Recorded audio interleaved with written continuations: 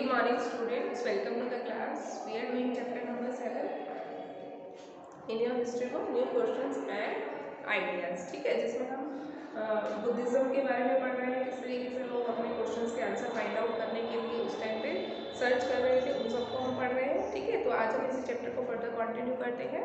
Open your history book, page number 69, first paragraph. Panini the grammarian.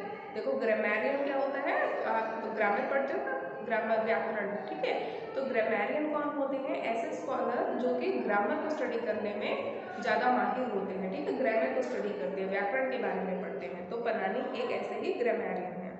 This was also the time when other scholars were at work. इस time पे ये वो समय था जब दूसरे स्कॉलर्स जो थे वो भी काम पे लगे हुए थे, वो भी जो है डिफरेंट डिफरेंट क्वेश्चंस के आंसर फाइंड आउट कर रहे थे।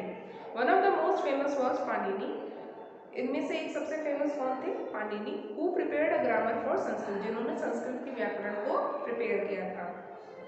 He arranged the vowels and consonants in a special order। ठीक है, जो भी आप पढ़ते हैं संस्कृत में वॉवल्स और कॉन्सोनेंट, इनको स्पेशल ऑर्डर में इन्होंने जो है अरेंज किया था। And they used these to create formula like those found in algebra। और पहले इन्होंने सारे वॉवल्स और कॉन्सोनेंट को एक जो है सीक्वेंस दिया, एक अरेंज किया उनको एक पर्टिकुलर ऑर्डर में, और उसके बाद इनके बेसिस पे इन्होंने फॉर्मूलाज क्रिएट किए। ठीक है, जैसे कि एल्जेब्रा में फॉर्मूलाज होते हैं वैसे ही। He used this to write down the rules of the language in short formula. अब इनको किस लिए इस्तेमाल करते थे? ये जो लैंग्वेज के जो फॉर्मूलाज होते हैं, जो रूल्स होते हैं, उनको शॉर्ट फार्मूला में जो है ये लिखते थे। Around 3000 of them. ठीक है, लगभग 3000 फार्मूलाज जो है इन्होंने बनाए थे। क्लियर? आगे पढ़ते हैं जैनिज्म के बारे में।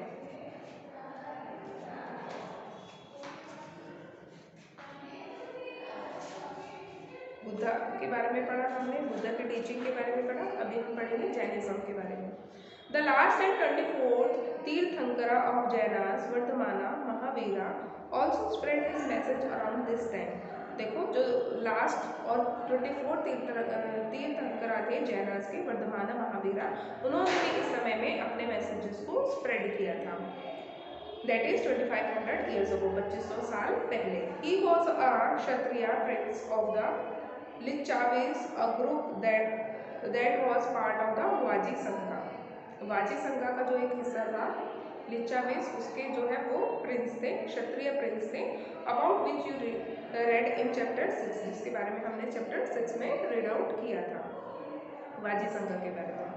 At the age of 30 he left home and went to live in a forest. 30 साल की उम्र में इन्होंने अपना घर छोड़ दिया था और जंगल में रहने के लिए चले गए थे। For 12 years he led a hard and lonely life. 12 वर्षों तक उन्होंने बहुत ही जो है कष्टों वाला और एकांत जीवन जिया था। At the end of which he attend enlightenment, जिसके अंत में उन्होंने क्या है, एनलाइटनमेंट जो है उनकी प्राप्ति, ज्ञान की प्राप्ति इनको हो गई थी। He taught a simple doctrine। उन्होंने एक सिंपल सा सिद्धांत दिया था। Men and women who wish to know the truth must leave their homes। उन्होंने एक सिंपल सा सिद्धांत दिया था कि जो भी स्त्री या पुरुष सच को जानना चाहते हैं उन सबको अपने घर को छोड़ना पड़ेगा, यानी कि अपने घर को छोड़ के बाहर निकलना पड़ेगा। They must follow very strictly the rules of अहिंसा। उन्होंने कहा था कि जो भी ये स्त्री या पुरुष है इनको अहिंसा का रूल जो है फॉलो करना पड़ेगा। अहिंसा का मतलब क्या होता है? विच मीन नॉट हर्टिंग और किलिंग लिविंग बींग्स। इसका मतलब, अहिंसा का मतलब होता है कि ना तो किसी जीव को वो परेशान करेंगे और ना ही किसी जीव की हत्या करेंगे। ठीक है। All beings said Mahavira long to live, यानी कि सभी जीवों को जीने का अधिकार है। To all things life is dear, सभी लोगों के लिए जीवन जो है प्यारा है, यानी कि सबको अपनी जिंदगी प्यारी लगती है। Ordinary people could understand the teachings of Mahavira, जो आम आदमी थे वो महावीरा की टीचिंग्स को बहुत इजीली समझ सकते थे। And his followers because they used Prakrit, क्योंकि महावीरा भी जो है प्राकृत भाषा का इस्तेमाल करते हैं। प्राकृत वो भाषा थी ना जो आम लोग यूज़ करते थे, तो इसलिए इनके दिए हुए संदेशों को या इनके फॉलोअर्स की जो बातें थी उनको आम पब्लिक जो थी, आम लोग जो थे वो आसानी से समझ सकते थे, क्योंकि ये प्राकृत भाषा में अपने संदेश देते थे। These were several forms of Prakrit. अब प्राकृत की भी बहुत सारी फॉर्म्स थी use in different parts of the country, यानी कि जैसे आजकल के टाइम में हर हिंदी तो है लेकिन हिंदी की भी अलग अलग जो है बोलियाँ हैं, अलग अलग तरीके से हम उसको बोलते हैं। राजस्थान की थोड़ी अलग है, हरियाणा की अलग, पंजाब की अलग, ठीक है। तो उसी समय में पहले भी क्या था, प्राकृत की भी अलग अलग फॉर्म थी, देश के अलग अलग हिस्सों में अलग अलग तरह की प्राकृत बोली जाती थी। And named after the regions in which they were used, और उस भाषा का नाम उस जगह के नाम पे रख दिया जाता था जिस जगह पे वो भाषा बोली जाती थी। For example the Prakrit spoken in Magadha was known as Magadhi, ठीक है। तो मगध भाषा में जो प्राकृत भाषा बोली जाती थी उसको क्या बोलते थे, मगधी भाषा बोलते थे, यानी कि जिस रीजन में जिस रीजन से वो भाषा बिलोंग करती थी प्राकृत भाषा, उसी रीजन का उसको प्राकृत भाषा को नाम दे देते थे।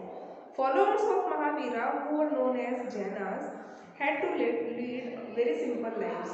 अब महावीरा के जो फॉलोअर्स थे, उनको जो मानने वाले थे, जिनको जैना कहा जाता है, ठीक है, उनको बहुत ही सिंपल जीवन जीना होता था। बेगिंग फॉर फूड, भोजन के लिए जो है मांगना पड़ता था, भीख मांगनी पड़ती थी। They had to be absolutely honest, उनको पूरी तरीके से ईमानदार होना होता था। And were specially asked not to steal, और उनको स्पेशली ये बोला जाता था कि आप चोरी नहीं करेंगे। Also, they had to observe celibacy, and men had to give up everything including their clothes. उसके बाद उन्होंने क्या कहा कि जो पुरुष होंगे उनको हर चीज़ छोड़ देनी पड़ेगी including their clothes.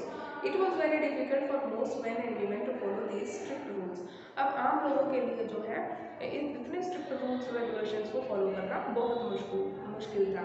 Nevertheless, thousands left their homes to learn and teach these new way of life. फिर भी क्या था, हजारों लोगों ने अपना घर छोड़ दिया था, इस जो नए तरीके की जो टीचिंग थी, इसको जो नए तरीके का जो ये जीवन था, इसको सीखने के लिए बहुत सारे हजारों लोगों ने अपना घर छोड़ दिया था। Many more remain behind and supported those who became Monks, और जो पीछे रह गए थे बहुत, जो कि ये जीवन नहीं जी पाए थे, वो लोग क्या करते थे, इन मॉन्क्स को, इन साधुओं को, मॉन्क्स को जो है, सन्यासियों को जो है सपोर्ट करते थे। And nuns provide them with food, और जो नन्स होती थी, जो मॉन्क्स और नन्स होते थे, इनको सपोर्ट करते थे और इनको भोजन प्रोवाइड करते थे। यानी कि वो खुद तो वो लाइफ नहीं जी सकते थे क्योंकि वो काफ़ी कष्टकारी थी, लेकिन जो ये लाइफ जीने चले जाते थे, मॉन्क्स बन जाते थे, नन्स बन जाते थे, उनकी सेवा करते थे, उनको भोजन देते थे। Jainism was supported mainly by traders, अब जो जैनिज्म था वो मेनली व्यापारियों के द्वारा सपोर्ट किया गया। Farmers who had to kill insects to protect their crops found it more difficult to follow the rules.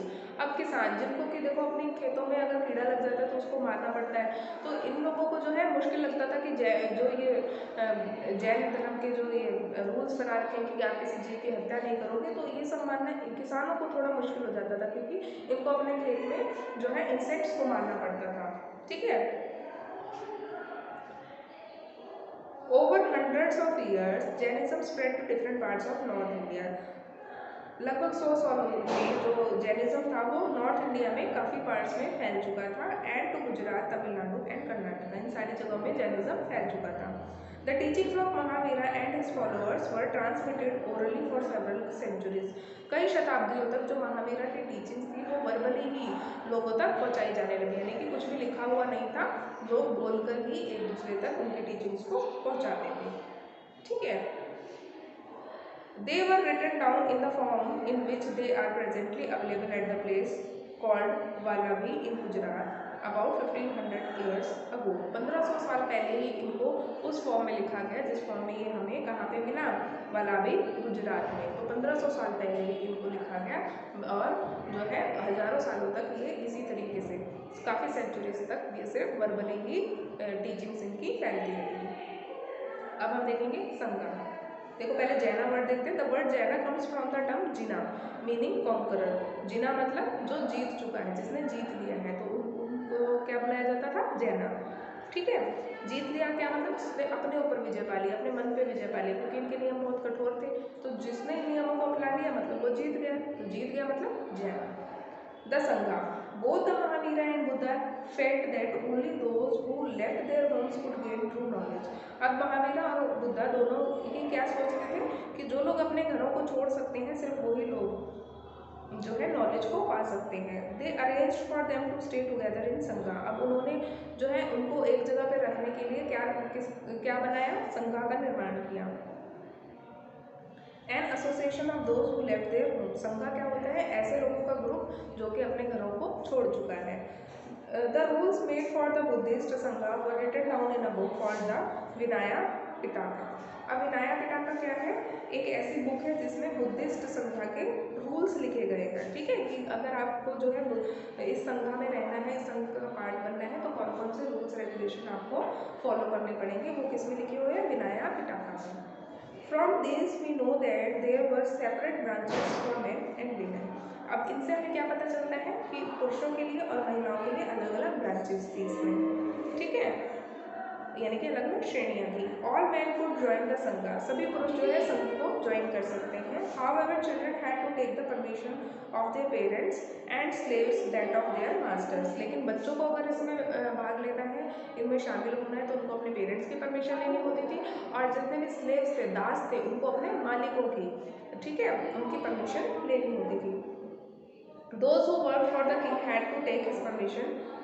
जो भी लोग राजा के लिए काम करते थे उसके लिए उनको अपने राजा से परमिशन लेनी होती थी। And debtors that of creditors. और जो कर्जदार होते थे उन्हें अपने कर्जदारों से परमिशन लेनी पड़ती थी। ठीक है, वे women had to take their husband's permission. और जितनी महिलाएं थी उनको अपने हस्बैंड्स की परमिशन लेनी होती थी।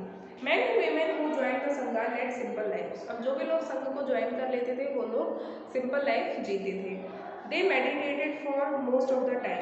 ज़्यादातर समय वो लोग मेडिटेशन करते हुए बिताते थे। And went to cities and villages to beg for during fixed hours. और उनके कुछ घंटे फिक्स होते थे जिसमें वो गांव और शहरों में जाके भोजन को मांगते थे। ठीक है, भोजन लेने के लिए अपने उन्हीं निश्चित घंटों में उनको जाना होता था।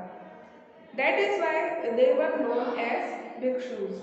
इसीलिए इनको जो है भिक्षुस कहा जाता है। द प्राकृतिक वर्ड फॉर रिनाउंसर्स बैगर। प्राकृतिक वर्ड है बैगर का, जिसको हम बोलते हैं भिक्षुस। ठीक है, एंड भिक्षुनीज। ठीक है, मेल के लिए भिक्षुस, फीमेल के लिए भिक्षुनीज।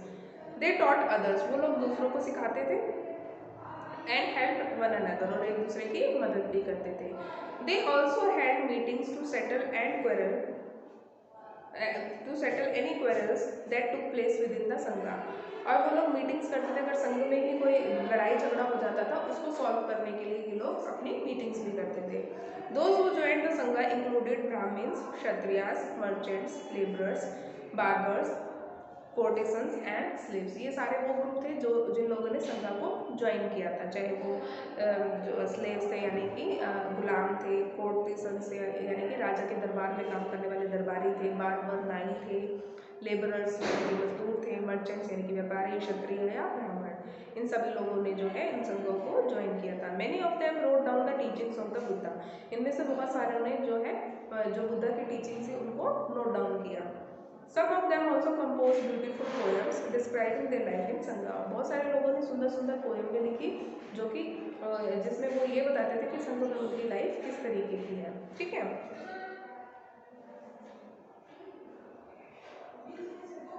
अब हम पढ़ते हैं मोनेस्ट्रीज क्या होती हैं, मठ क्या होती है। To begin with both Jain and Buddhist monks went from place to place throughout the year. देखो, शुरुआत करने के लिए क्या करते थे, ये बुद्धा और जैनिस्ट दोनों ही मॉन्क्स जो थे वो क्या करते थे, जगह जगह एक जगह से दूसरी जगह तक पूरे साल भर घूमते रहते थे, टीचिंग पीपल, लोगों को शिक्षा देते हुए। The only time they stayed in one place was during the rainy season. एक ही समय होता था साल में जब वो एक जगह रुकते थे, जब बारिश का मौसम होता था, जब ये लोग ट्रैवल नहीं कर सकते थे, तो बारिश के मौसम में ये लोग एक जगह रुक जाते थे। When it was very difficult to travel. जब ट्रैवल करना क्योंकि बारिश के मौसम में मुश्किल होता था, तो बारिश के समय में ये लोग एक जगह रुक जाते थे। Then their supporters build temporary shelters for them in gardens और they lived in natural caves in hilly areas. तो क्या होता था, जो इनके सेवादार होते थे वो क्या करते थे, इनके जो सपोर्टर्स होते थे इनके लिए टेम्परेरी शेल्टर्स बना देते थे। ठीक है, क्योंकि इनको कुछ ही समय के लिए रुकना होता था, तो टेम्परेरी इनके रहने की व्यवस्था करते थे। जैसे कि गार्डन में कोई शेल्टर बना दिया, या फिर जो हिली एरिया में नेचुरल केव्स, जो प्राकृतिक रूप से कोई गुफा मिल जाती है, उसमें ये लोग रहते थे। ये देखो, यहाँ पे ये आपको पिक्चर दिखाई दे रही है ना, ये क्या है, a cave hollowed out in the hills. मतलब एक हिल में, एक पहाड़ी पे जो है एक जो है केव बना रखी है, गुफा बना रखी है, पत्थरों को तराश के, पत्थरों को तोड़ के एक गुफा टाइप हिल में बना रखी है। This is a cave in Kerala Karle present है महाराष्ट्र, महाराष्ट्र के कार्ले में ये केव है। Monks and nuns lived and meditated in these shelters, जब बारिश होती थी तो मॉन्क्स और नन्स जो है इस शेल्टर्स में रहते थे और मेडिटेट करते थे, ठीक है। As time went on, many supporters of the monks and nuns and they themselves felt the need for more permanent shelters and so monasteries were built. अब जैसे जैसे समय बीतता गया तो इनके जो सपोर्टर्स थे या फिर ये जो मॉन्क्स और नन्स थे, इनको खुद भी ऐसा लगने लगा कि हमें थोड़े से परमानेंट जो है सेटलमेंट्स की या शेल्टर्स की जो है ज़रूरत है, कि जहाँ हम थोड़े लंबे समय तक रह सकें। तो इसलिए इन लोगों ने मोनेस्ट्रीज मठ बनाने शुरू करे। These were known as viharas, जिनको क्या कहा जाता था, विहारास कहा जाता था।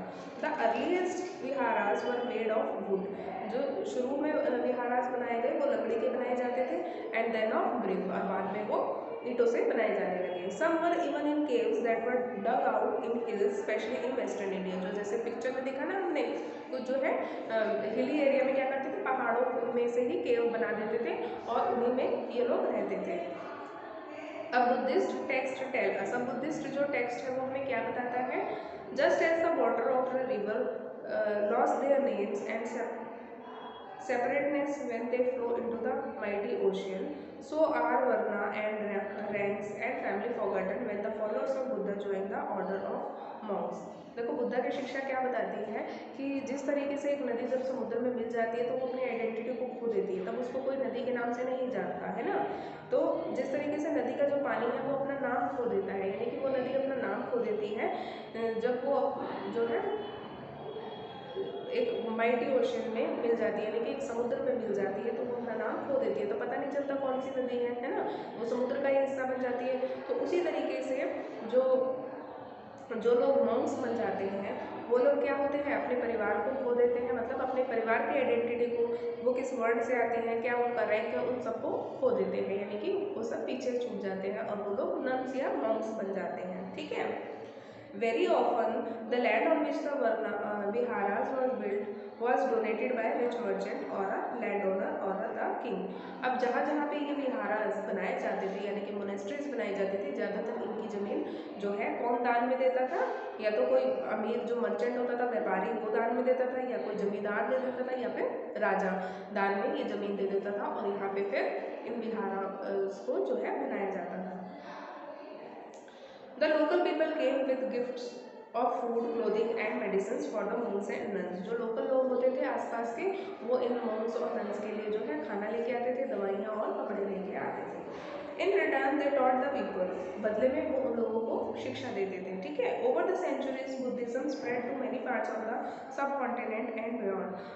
देखो फिर क्या हुआ, काफ़ी सेंचुरी बाद तक जो बुद्धिस्ट जो ज्ञान था, बुद्धिज्म था, वो पूरे इंडियन सब कॉन्टिनेंट में और बाहर के देशों में भी फैलने लगा।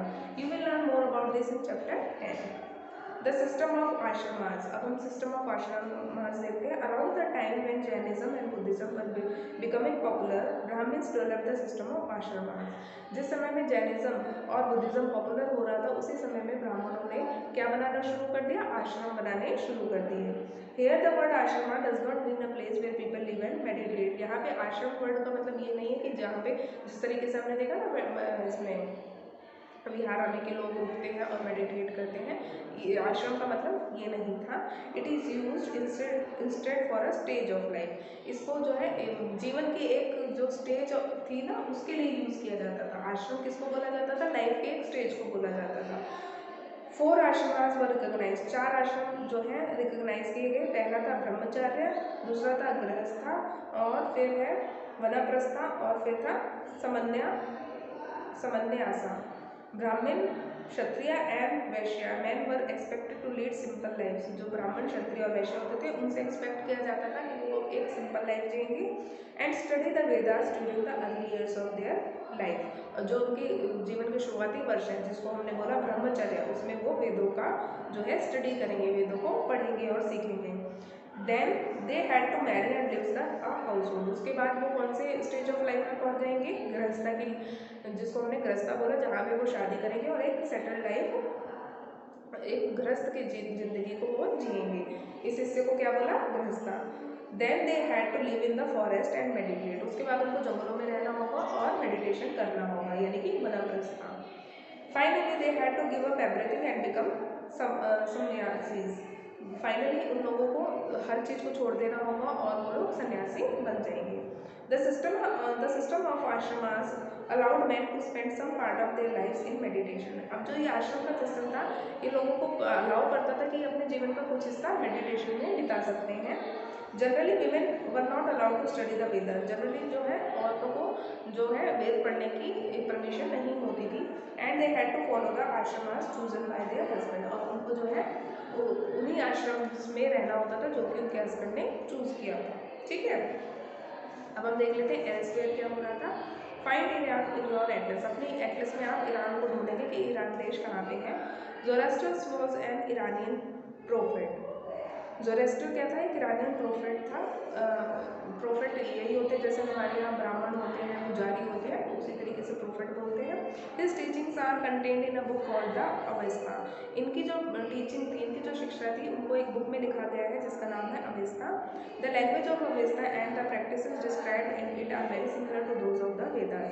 अब अवेस्ता की जो भाषा है और जिस तरीके की प्रैक्टिस इसमें लिखी गई है वो काफ़ी हद तक हमारे वेदों से मिलती जुलती है।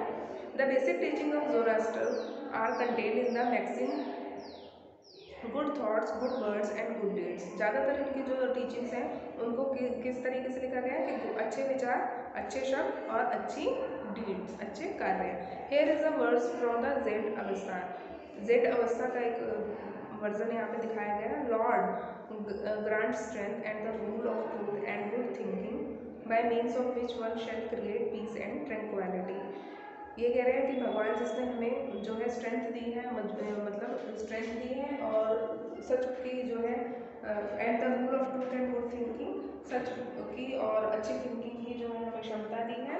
By means of which one shall create peace and tranquillity, जिससे एक जो वो इंसान है वो शांति और सामंजस्य को बना सकता है। For more than 1000 years Zoroastrians was a major religion in Iran, काफ़ी सालों तक, हजारों सालों तक ज़ोरास्ट्रियन जो है एक मेन धर्म था ईरान का। Later some Zoroastrian migrated from Iran and settled down in the coastal towns of Gujarat and Maharashtra. बाद में ये कुछ लोग जो है ईरान से गुजरात और महाराष्ट्र के कोस्टल टाउन्स में आके रहने लगे।